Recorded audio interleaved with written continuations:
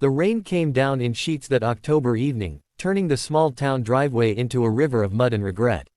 Marcus Hayes stood in his garage doorway, watching a figure in black leather struggle with a motorcycle that had clearly seen better days. His 6-year-old daughter, Emma, tugged at his worn flannel shirt. "Daddy, that person needs help." Marcus sighed, running a hand through hair that had gone prematurely gray in the 3 years since his wife Sarah died. He was exhausted, bone-deep tired in the way only single fathers working 2 jobs understand. His body ached from the morning shift at the warehouse and the evening shift at the garage. Tomorrow would bring more of the same. He had exactly $43 in his wallet to last until Friday, a daughter who needed new shoes, and a refrigerator that made suspicious noises at 2 a.m. The last thing he needed was another problem.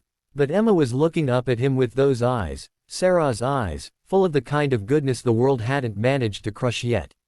And Marcus had made a promise to his wife in those final days: raise Emma right. Teach her that kindness matters, even when you have nothing left to give. "Stay inside, sweetheart," he said, grabbing his rain jacket. The biker looked up as Marcus approached, rain streaming down a full-face helmet. The motorcycle, a vintage Triumph, he noted with appreciation, lay on its side, oil leaking into the gravel. "Need a hand?" Marcus called over the rain. The biker nodded, and together they righted the bike. Marcus knelt in the mud, his knees soaking through instantly, examining the damage. Snapped clutch cable. Cracked oil pan. This bike wasn't going anywhere tonight. "You've got problems," Marcus said, standing. "Where were you heading?" "Nowhere in particular." The voice was female, muffled by the helmet. "Just riding." Marcus understood that. Sometimes the road was the only place that made sense. "Look, I've got a garage. It's not much, but it's dry. We can get your bike in there tonight, and I'll take a proper look tomorrow. There's a motel about 15 miles down the road. I don't want to impose." "You're not." "I'm a mechanic." "Well, part-time anyway. This is what I do." He smiled despite his exhaustion. "Plus, my daughter's watching from the window, and if I leave you out here in the rain, I'll never hear the end of it." They pushed the Triumph into the garage. The biker finally removed her helmet, and Marcus found himself looking at a woman around his age, mid-30s, with dark hair plastered to her face and eyes that held stories. Pretty, in an understated way. But tired. So very tired. "I'm Marcus. That's Emma making faces at you through the window." The woman's lips twitched into almost smile. "Ava. And tell Emma I appreciate her advocacy for stranded bikers. The motel's a ways off, and honestly, it's a dive. I've got a couch. Nothing fancy, but it's warm and dry. Emma would love the company, we don't get many visitors." Marcus surprised himself with the offer. He didn't do this. Didn't invite strangers into their tiny rental house. But something about Ava reminded him of himself, someone running from ghosts. Ava hesitated, studying him with an intensity that made Marcus self-conscious of his oil-stained clothes and the duct tape holding his boot together. Then she nodded. "Thank you. I'll pay you for the repairs and the inconvenience. Let's worry about that after we see what's wrong with your bike. Come on, let's get you inside before we both catch pneumonia." Emma was vibrating with excitement when they entered. "Daddy, is the biker lady staying? Can she have dinner with us? Are you a real biker? Do you race? Can girls be bikers? I think that's so cool." Emma, breathed, Marcus. Laughed. "Yes, Ava's staying tonight. And yes, she can have dinner if she wants to suffer through my cooking." "Your dad's a mechanic and a cook?" Ava asked Emma, genuine warmth in her voice. "He's everything," Emma declared with the absolute certainty of childhood. "He fixes cars and makes breakfast and helps with homework and reads stories and tucks me in and apparently talks too much," Marcus said, ruffling her hair. "Why don't you show Ava where the bathroom is so she can dry off?"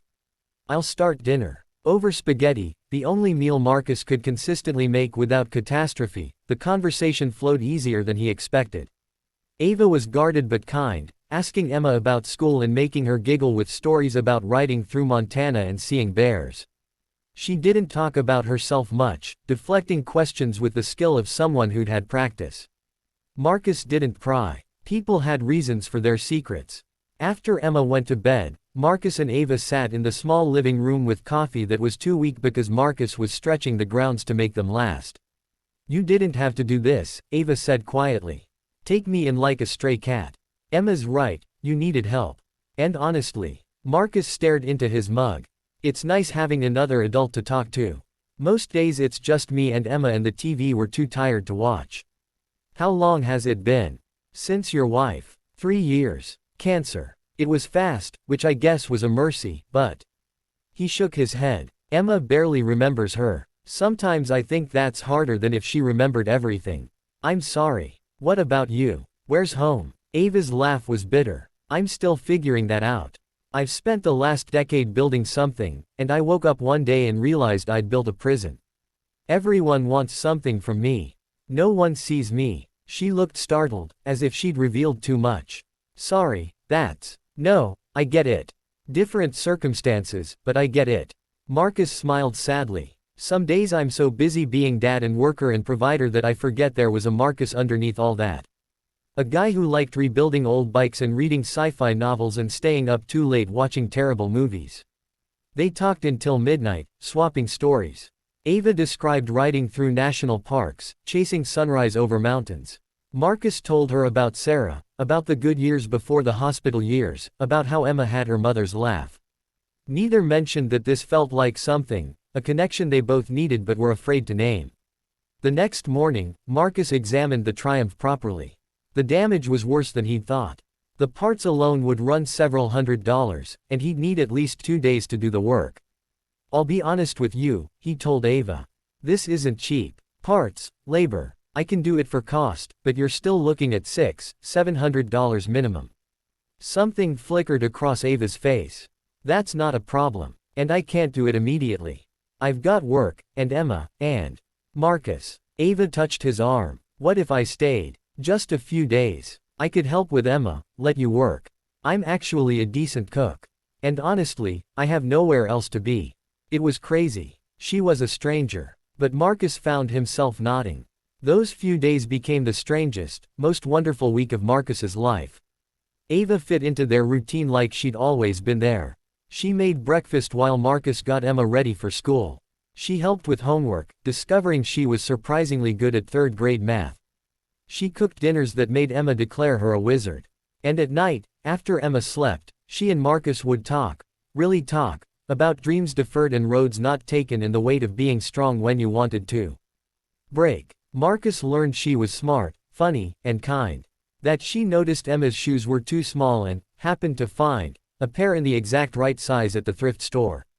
That she looked at his duct-taped boot and the next day a new pair appeared with a note.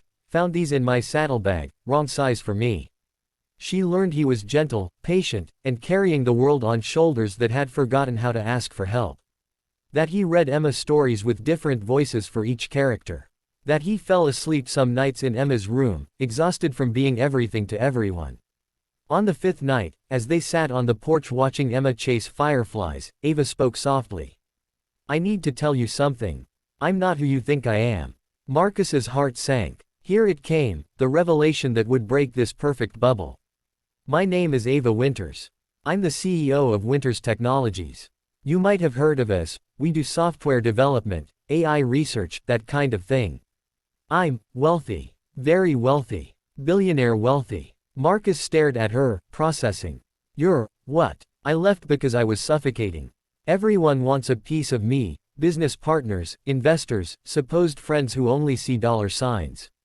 I dated a man for 2 years who proposed on my birthday, and I realized I had no idea if he loved me or my bank account. So I left, got on my bike and just rode. Looking for something real. And you found our broken downtown in my garage. I found you. And Emma. And the first genuine human connection I've had in years. Tears streaked down Ava's face. You helped me when I was nobody. When I was just a stranded biker in the rain. You gave me your couch, your food, your home. You didn't want anything from me. Marcus was quiet for a long moment. Then he laughed, a real, genuine laugh. You know what the crazy thing is? It doesn't change anything. You're still the woman who made Emma laugh. Who helped with homework. Who talked with me until midnight about everything and nothing. The money doesn't make you different. Most people don't feel that way. I'm not most people. I'm a single dad with $43 in his wallet and duct tape on his boots. Your money intimidates me, sure. But you intimidate me more. You're smart and kind and you make me remember who I used to be before I became just Emma's dad. He reached for her hand. I don't want your money, Ava. But I think I might want you. Even though I'm a mess. Even though my life is complicated. I'm a widower working 2 jobs to keep my kid in shoes. Complicated doesn't scare me. They kissed as fireflies danced and Emma cheered from the yard, and it felt like coming home. The next morning, Ava made phone calls. Her assistant nearly fainted hearing from her after a week. Her board of directors panicked. Her company's stock had apparently fluctuated wildly with her disappearance. I'm coming back, Ava told them. But things are changing. I want work-life balance. I want to be a person, not just a CEO. And I'm relocating part of the company. We're opening a small development office in a town you've never heard of. She found Marcus in the garage, putting the final touches on the Triumph. All fixed, he said. She'll run like a dream now. I don't want to leave. Then don't. Or leave and come back. I'm not going anywhere, this is my home. Emma's home. But it could be yours too, if you want it. I have a company to run, commitments. And technology that lets you work from anywhere. Ava, I'm not asking you to give up your life. I'm asking you to build a new one.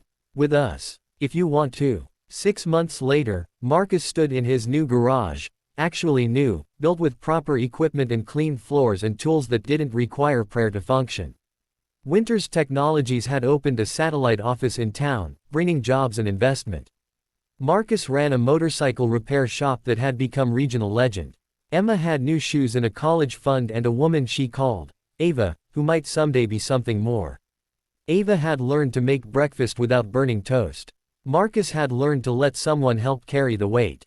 Emma had learned that sometimes fairy tales were real, they just wore motorcycle leathers instead of ball gowns.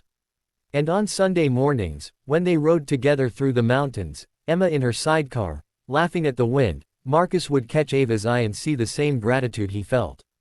For rain-soaked October evenings. For broken-down motorcycles. For kindness given freely without expectation of return. For finding each other when they both needed finding most. Daddy, Emma asked one Sunday as they packed the bike. Did you know Ava was rich when you helped her? Nope. She was just someone who needed help. Would it have changed things if you knew? Marcus looked at Ava, who was checking the sidecar straps with the same careful attention she brought to everything. Not one bit, sweetheart. Not one single bit. Because in the end, that was the truth. Real love, the kind that lasted, wasn't about what someone had. It was about who they were when they had nothing left to prove. It was about showing up in the rain. About offering couches to strangers. About seeing the person beneath the armor. It was about remembering that sometimes the richest thing we can offer another human being is simply our humanity. And that, Marcus had learned, was priceless.